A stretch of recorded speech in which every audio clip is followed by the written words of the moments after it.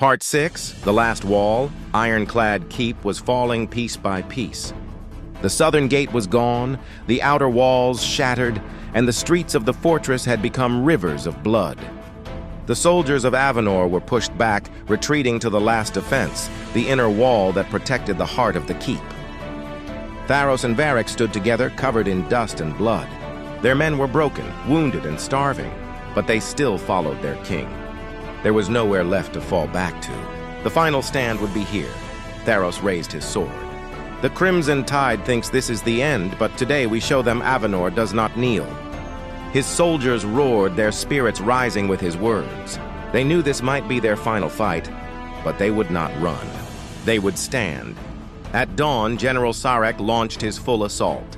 The Crimson Tide surged forward, flooding the broken streets. Battering rams slammed into the last gates. Flaming stones from catapults rained down on the remaining towers. The enemy came in endless waves, determined to crush what was left of Avenor. The defenders fought with everything they had. Archers on the inner wall fired until their quivers were empty. Soldiers with broken shields used their fists. Even the wounded stood to fight. Tharos led his men at the gate, his sword cutting through the enemy again and again. Varric commanded the archers, calling for every last arrow to be fired. The battle raged from sunrise to sunset. The Crimson Tide pushed forward, breaking through parts of the inner wall. For every step they gained, Avenor's warriors pushed back twice as hard. By nightfall, the fighting slowed.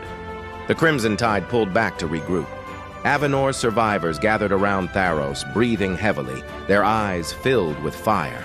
They had held the last wall, but their victory came at a terrible price. Varric was badly wounded, his shoulder cut deep, but he refused to leave the fight.